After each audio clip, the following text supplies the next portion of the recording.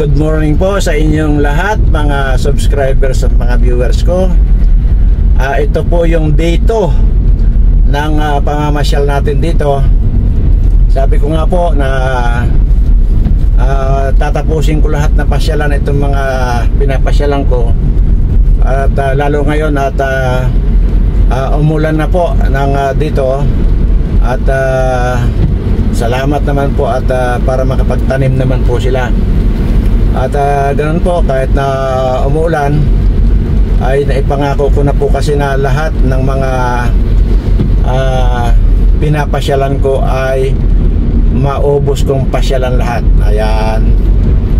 At siyempre ay gusto ko rin pong manawagan dito sa ating mga politiko na mga kawatan na sana tigil-tigilin na nila at medyo maghinay-hinay naman sila sa pagnanakaw sa kaban ng bayan, dahil nga ang lagi ko po sinasabi rito, ang apektado po ay itong ating mga kababayan na tunay na mga talaga na mga wala talagang masaing, hirap na hirap po talaga sa buhay. Sana po ay kung magnakawan po kayo, hinay-hinay lang. Huwag naman po yung sagad-sagad na akala nyo nagpapakamatay na kayo sa kananakaw ng kaban ng bayan. So yan po lamang. At dalaw nang una, pagka hindi po kayo tumigil sa pagnanakaw sa kaban ng bayan, ang magiging kapalit po yan ay yung maaga po ninyong kamatayan. Dahil siyempre pag nagnakaw kayo ng magnakaw, hindi kayo mapakali, hindi kayo makatulog dahil iniisip ninyo kung saan nyo gagastusin yung mga ninakaw ninyong mga pera. Nandyan na yung naisipan nyo na mangbabae kayo ng mangbabae. Di ba? Ganon lang naman po yun. So sa halip po na ganyan, pwede naman po kayo mambabae na hindi naman yung ibibilin nyo pa ng helicopter, ibibilin nyo pa ng mansyon na 100 million ang halaga. Mayroon po akong kilala na politiko, dalawa yung babae niya, ibinili ng mansyon na mahigit 1 milyon piso po, mahigit 100 milyon piso po ang ginastos sa mga bahay na yan. Ay kung tutuusin nga po ay ganun-ganun lang, hindi naman talaga kayo nakakasiguro na yung mga kabit ninyo yan ay tapat sa inyo. Pagtalikod po ninyo, ay manlalalaki pa rin po yan ng iba. Akala nyo ba? Mahimas-himas lang kayo, gigil pa na kayo, paniwalang-paniwala na kayo. Di ba? Mariusep, para naman kayong mga hindi nyo alam yung mga nangyayari. At saka isa pa, aanhin nyo ba yung pagkadami-daming pera na ninanakaw ninyo? Sobra-sobra na po yan. Maniwala kayo, hindi na po kayang dalhin yan sa hukay ninyo, gastusin habang nabubuhay kayo. Huwag naman ganoon, huwag masyadong agahaman sa kwarta, dahil yan ay ikamamatay ninyo. Tingnan nyo ako, hindi ako humahawak ng pera, pero maganda yung aura ko. Hindi nyo nga lang ako papanood ngayon kasi nga nakatutok po ito sa daanan natin, para sa ganon ay para ko na rin kayong ipinasyal. Ayan. At dito po ay nandito po yung mga ibang dinadalaw natin. So pasukin po natin itong eskinita na ito. At titingnan ko lang po kung anong kalagayan na nitong mga bandito, yung mga kababayan natin. Lalo't ngayon may bumuhos na rin po ang ulan. So yan po, basta ang purpose lang po nitong video natin ngayon ay para maipasyal ko po kayo dito sa lugar namin. At ganito po ang buhay dito sa amin. Pero ang kagandahan lang po rito ay wala pong malalaki ang ilong dito na hindi kagaya ni Mike Abe. Ayan.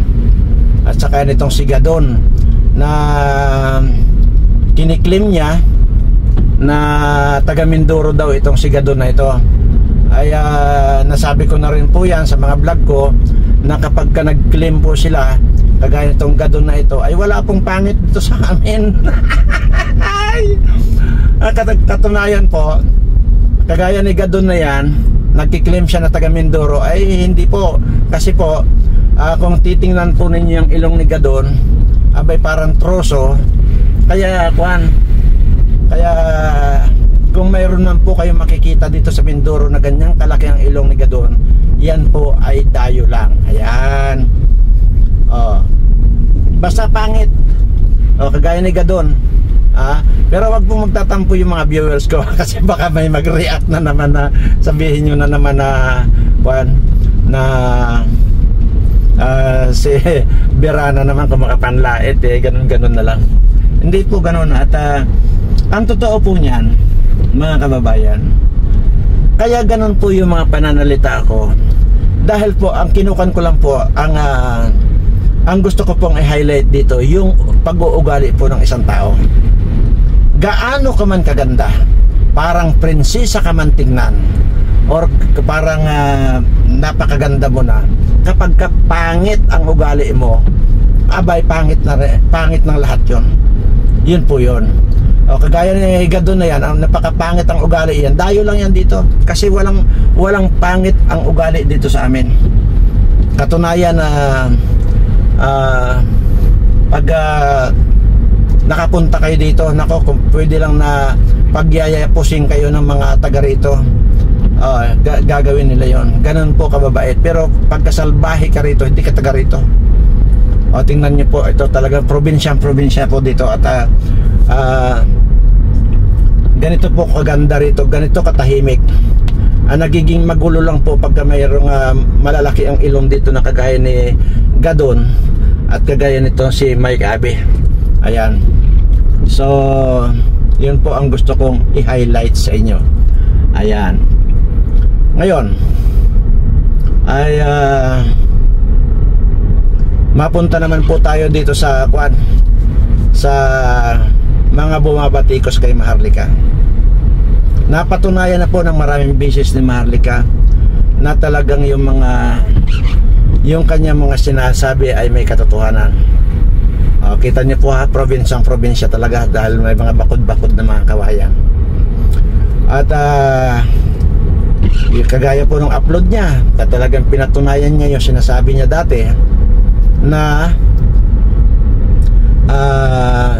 mayroon siyang hawak ng video or audio na nag-iiyakan yung mga bata dahil doon sa pag-extract nitong si Kumar at itong si Lisa, at magkasabot nga po ito. So ngayon napatunayan kasi nga naipalabas na po niya. So yun po yun eh. Ngayon ako, saan ba? Ang liit naman ang kalsada rito. Tika. Doon po natin mapapatunayan na talagang ang mga ini-expose ni Maharlika ay talagang makatotohanan. So ang ulitin ko lang po yung ang apila ko po dito sa mga congressman, mga senador, baka naman pwede nyong bigyan ng pansin or baka naman pwede nyong imbestigahan yung expose nitong ito palang Maharlika na ito, nakasabwat siya doon sa pangingidnap. Ayan, para maging patas po tayong lahat, para wala pong masasabi sa inyo ang taong bayan na kayo ay mayroong kinikilingan. Kung mahirap, antimano kalabuso agad ang pinagdadalhan ninyo. Pero pagka ang involved dito ay yung mga taong ungas, ay hinahayaan nyo lang. Napakaseryoso pong usapin to. Ito na po dito na ito po yung area ng mga dinadalaw kong mga kwan dito. Anyway, sige, lalampasan muna natin ng konti. Dito po yung mga area ng napakarami po natin dito mga kababayan ang talaga namang masasabi nating tunay naman naghihirap talaga. Bagamat may mga manaka-naka kayong makikita rito na mga bahaya na medyo yero, ay ito po yung may mga kwento, yung may mga kamag-anak na nakapag-abroad din naman, so kaya ganun. Pero dito po marami po rito talaga ang mga kababayan natin na talaga na mga kapos sa kabuhayan. So tika at kumplituhin ko lang po itong itong pagdadaldal ko, tapos bababa na po ako at para makausap ko na rin po sila isa-isa at para sa ganon ay malaman natin kung ano talaga ang kung hanggang kailan ba natin matutulungan itong mga taong ito. At yun, sabi nga, hindi po tayo kailangan magdamot sa kapwa natin. Hindi po natin kailangan magtitingang kawali, ika nga. At kung ano po yung pwede nating maitulong ay tutulong po tayo. Dahil ito po mga ito ay mga tao din po ito na masasabi natin kinapos lang sa kabuhayan, o hindi lang nagkaroon sila ng swerte sa buhay, kaya ganon. Kaya nga ang apila ko po dito, hindi man po ninyo matulungan ng personal ninyong kakayanan or pera sa mga ito, ayun lang, mabawasan lang o itigil nyo na yung pagnanakaw sa kaban ng bayan. Kasi yun po talaga ang dahilan ng paghihirap ng ating mga kababayan. Yung talamak na nakawan, yung talamak na kurakutan pagka ikaw ay nandyan na sa gobyerno. Alalahanin po natin na hindi lahat ng panahon ay piyesta. Hindi lahat ng oras ay ikaw ang nangingibabaw. Baka po darating ang araw na yung mga ninakaw nilang pera na yan po ang sasabog sa mga mukha ninyo. So ayan. At sige po, at mamaya lamang po ay bababa na tayo rito at kakausapin na po natin silang lahat. Actually po dito sa area na ito ay mahigit po silang 100 pamilya nandito. At siyempre kasunod na rin po natin yung isang sasakyan, isang truck natin na kahit pa paano ay meron silang bit-bit na kwan na ewan ko kung anong bit-bit nila, basta ang alam ko ayun po yung madalas naming ibinibigay dito sa mga dinadalaw naming mga kababayan natin. Wala na nga kayong ginagawang mabuti sa mga kababayan natin,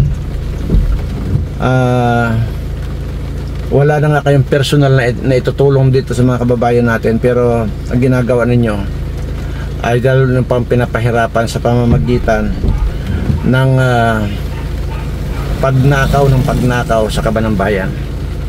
So kaya wala rin po akong tigil dito na ipagdasal kayong lahat na mamatay na nga lang talaga kayo para wala nang salot sa lipunan. Ayan po, bundok na bundok po ito. Wala po kayong makikita rito na kwan. So yun nga sana ang anyway, mayroon po akong mga plano rito sa mga ito. Gusto ko po sanang ilagay na lang sila roon sa iisang lagyanan na lang, iisang pwesto na lang. Ay, makita niyo po yung bahay nila, oh. At ganyan lang po. So ano bang expectin ninyo dyan sa mga yan? Hindi po ba? So sana po ay magtagal pa yung buhay natin. Pero ito mga mga 24 na lang, 24 years na lang ako mabubuhay. So malaki pa yung maitutulong ko dito sa mga ito. At marami pa akong matutulungan. So yun nga po, at gusto ko kinausap ko na po yung mga yung mga ibang tao ko na ilagay na lang po sila sa isang lugar. Ngayon po kung ang iniisip ninyo na sobra ko na mangyabang para sabihin kong ilipat na lang ito, opo, hindi po ako magyayabang kung hindi ko po kayang gawin. Unang-una, kung lupa po at lupa ang pag-uusapan na paglalagyan ko, sobra-sobra po. Dahil mayroon naman po tayong lupa dito na pwede talagang mapaglagyan sila, hindi ko na po bibilhin. So isa na po yun na advantage yung lupa na hindi natin bibilhin. Ngayon, kung patatayuan natin sila ng bahay, lalong po pwede, kasi nga unang-una hindi yung mahal na bahay. Kung ikumpara naman dito sa mga bahay nila ngayon, ay mas maganda naman yung gagawin naman nating bahay, hindi man konkreto, hindi man kagandahan, ay basta maayos sila. Yun po ang gusto ko lang na pangarap ko sa kanila, na mapagkaisa lang sila sa isang lugar, para isang lugar na lang yung tinutulungan natin, at hindi na natin kailangan na pupunta at gagalugarin pa natin yung mga ibang lugar dito. Sa katunayan po, hindi lamang po rito sa Occidental Mindoro, nakakarating din po tayo sa Oriental Mindoro. So ibig sabihin, talagang buong isla ng Mindoro ay masasabi po natin na marami po yung nadadalaw natin. Ayaw ko po magsalita yung natutulungan, kundi nadadalaw. Ayun po. So sana po matupad yung aking pangarap na pag-ipon-ipunin na lang silang lahat. At sigurado naman po matutupad yun, dahil yun naman po talagang pangarap ko. So aanhin ko pa itong mga na ito, mga lupa dito, di pa gagamitin na lang para mapalagyan sila ng bahay, at iipunin ko na lang. Total willing naman po sila lahat na ilipat ko at isahin na lang silang lahat, para unang-una matanda na rin po ako para umikot na ganito. At yun, ang gusto ko, sama-sama lang, isang bagsakan kumbaga. Kung dito sa dito sa isla ng Mindoro ay maipon ko silang lahat, tapos dito pa sa kumari nga lang yung mga taga Palawan, kasi meron din po tayong dinadalaw sa Palawan, din po natin, mapag-isa na lang natin. Diyan po sa Bulacan, mayroon din po tayo dyan na dinadalaw na at least siguro mga, to be exact, mga 60 na family sa Bulacan. Ganon din po sa Bataan. Yan, at iniisip ko nga po kung gusto nila dito na lang, isama-sama ko na lang sila rito lahat. Ayun po ang pag-aaralan namin, at tatanungin sila isa-isa. Bagamat yung iba, marami na po yung pumayag na patatayuan ko na lang sila rito ng bahay nila, para sama-sama na sila rito lahat. Hindi naman po doon sa isang bahay lang sila magsama-sama, magkakagulo yan. Doon po, tigit-tigisa rin po silang bahay na hindi naman kagandahan. Yung ibig sabihin, concrete lang yung baba, tapos yung siguro yung half body noon ay gawin po nating mga kahoy at saka kawayan. Bububungan na rin po natin ng yero, para sa ganun ay hindi taon-taon magpapalit sila ng bubong. So yun po ang plano ko, kasi napakarami po nito. Kung i-concrete ko lahat yung bahay nito mga ito, ay napakarami po nito. So dyan po sa sa parting naman, yung sinasabi ko po dati dyan sa Sarangani, ay may nakausap po ako dyan, pero parang ayaw po nilang lumayo doon sa lugar nila. Siyempre ay doon na yung kalakihan nila. yun na po yung nakasanayan nila. Mahirap naman pong pilitin sila na ilayo doon. At marami po dyan yung mga katutubo dyan sa Mindanao. At yan po pero madalang po akong nakakarating dyan sa Sarangani Province dahil nga yun nga, nakakapunta lang ako dyan kung kailangan lang nila dahil ongoing pa po yung dinedevelop nating resort dyan. Ay madalang po ako nakakuha dahil matanda na rin po ako at hindi ko na po kaya ang magbiyahe. Ay ngayon nga lang itong paglalagalag natin na ito ay may nakasunod naman pong truck. May nakasunod naman po tayong mga kwan.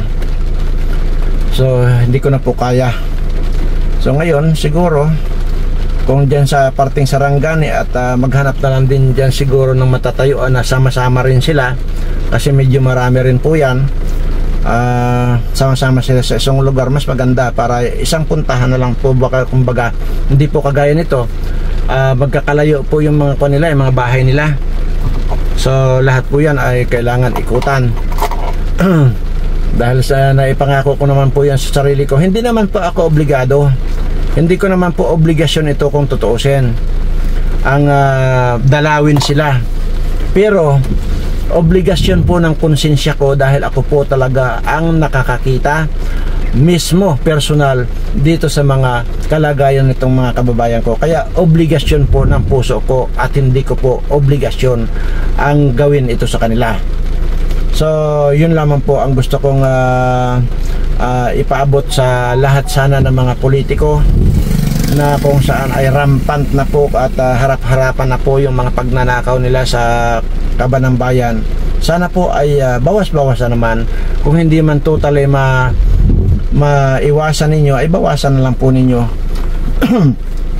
para hindi naman po ganun na maghirap yung ating mga kababayan. But anyway, at hanggat kaya ko pong dalawin itong mga ito, hanggat kaya ko pong suportahan itong mga ito, gagawin ko po yan dahil yan po ang idinidikta ng aking puso, yan po ang idinidikta ng aking utak na para kahit papaano ay hindi naman yung kawawang-kawawa. Mga tao din po ito, mga politiko, mga kawatan. Mga tao po ito, hindi po mga hayop ito na mga pakawala dyan sa gubat. Hindi po, mga tao po ito. At kaya ganun na lamang po ang aking paggagalit dito sa mga kawatan na ito. So sana po ay tulungan nawa ako ng ating Panginoon na kung hindi man natin maubos to dalawin itong mga ito, hindi man natin maubos na consolidate lahat itong mga taong ito, ayun pong mabawasan natin yung mga tao makikita dyan na kung minsan makikita mo nakahawak sa kanilang tiyan dahil sumasakit na pala sa sobrang kagutuman. Kaya naman yun po at doon naman po nakakatuwa ang tingnan yung pagka dinadalaw mo sila, makita lang yung anino ko, yung pababa pa lang ako ng sasakyan, ayun po bang nagsasalubungan na sila, nandiyan na sila at sama-sama na silang nakasalubong sa iyo, sama-sama na silang nakangiti sa iyo. Yun po wala pong wala rin po akong mapagsidlan ng tuwa sa pagka nakikita ko na masaya po sila na dinadalaw natin. Pasensya na po, talagang kahapon pa po ito nung inuubo na ako kasi nga kahapon na ambunan din po ako. Ito po yung dito na po ito ng pamamasyal ko at hindi ko po alam kung hanggang ilang araw ko po maiikutan lahat. Sobra pong kasing dami talaga at pero hindi po tayo susuko at dahil yun na po yung naipangako natin sa ating sarili, naipangako natin sa ating Panginoon na yung mga blessings na ibinibigay niya sa akin ay ibabalik lang din po natin sa kapwa din natin. At yun din po ang aking ipinagdadasal dito sa ating Panginoon, na dito naman po sa mga subscriber ko ay mabigyan na ng ating Panginoon ng swerte sa buhay. Ang ibig ko pong sabihin swerte sa buhay, yun pong mga kahit pa paano naghihirap din natin mga subscriber ay mapaalwan din po ang kanilang buhay. Yan po ang idinadalangin ko rin po sa ating Panginoon, na ibigay na po sa inyo mga subscribers ko ang swerte na galing sa Panginoon. At yun po. So sana po ay samahan nyo pa rin po ako sa pag-iikot. At para sa ganun, at the same time, ayan, ipapasyal ko pa rin po kayo. At nakikita nyo, imagine nyo lang po, talagang probinsya po ito. Imagine nyo lang yung mga ibang tao dyan na nakatira sa mansyon. At tapos ang makikita mo sa kabilang banda ay nakatira sila dito sa wala lang ang bubong, patulo na mga dahon ng saging ang nilalagay nila sa kanilang bubungan. Ayun po ewan ko kung bakit may mga ganong tao na ang yayaman na nga, tuloy-tuloy pa rin yung mga pagpapayaman dahil lang sa kanilang pagnanakaw sa kabanang bayan. So yun po. At ano po ba ito? Saan ba yun? Ayaw, dito pala.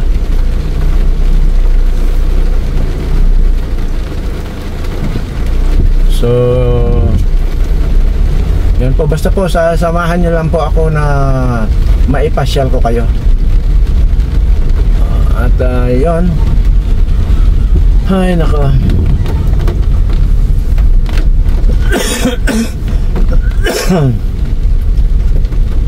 Wala naman tigil na ngayon ang ulan. At yung kahapon na in-upload ko po, yun po yung nainit pa yung panahon. At sunog nga po yung mga dahon ng mga damo, mga saging, sunog na sunog. At sa init. Pero ngayon po ay mula kahapon na ambon lang po yung kahapon. Ngayon po ay ambon naman po ito, na malakas naman na ambon. So salamat na lang po sa ating Panginoon. At binasa niya yung lupa rito para kahit paano makapagtanim din po sila rito. Kasi kung walang ulan, hindi po makapagtanim itong mga ito. Dahil actually po hindi sila may mga may-ari ng lupa rito, nakikitanim lang po. Kumbaga kinukuha lang po ng may-ari ng lupa para magtanim, para upahan. Yun po ang gusto kong liwanagin sa inyo. Sa katunayan po, kaya pumayag sila na ilagay ko na sila sa isang lugar, dahil nga po wala din po silang mga sariling lupa. Bagamat may mga nakikita ko yung mga maluluwang na lupa rito, ay yan po ay hindi sa kanila, nakikitanim lang po, or either inuupahan sila araw-araw. So pangsamantala po yan, at bababa na po kami. At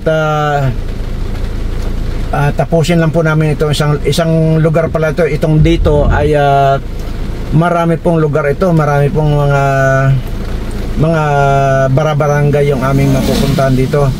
At mga bundok-bundok din po. So siguro ihuli ko na lang yun sa mga bundok-bundok, dahil nga maputik ang daan. So yan. So basta po sa lahat po ng aking mga subscribers, followers at mga viewers, salamat po sa inyo. Maraming salamat po, dahil nandyan po kayo lagi na sumusubaybay dito sa mga walang, sabi ko nga po, walang kakwenta-kwenta man po ang video na ina-upload ko. Ayan po, balang araw magkakaroon din po ng kwenta yan pag isa na po kayo dito sa napasama dito sa mga pangarap ko na matupad para dito sa mga taong mga dinadalaw ko. Maraming salamat po, at pakaingat po kayo, na sana po ay huwag kayong basta-basta naglalabas ng bahay, lalo na po kung umuulan. Baka mahirap po kasi ang magkasakit. So hanggang dito na po lamang, at Dalangin ko pong tuloy-tuloy. Sana itong mga subscriber ko ay babaan na ng ating Panginoon ng swerte. Maraming salamat po at mahal na mahal ko po kayong lahat.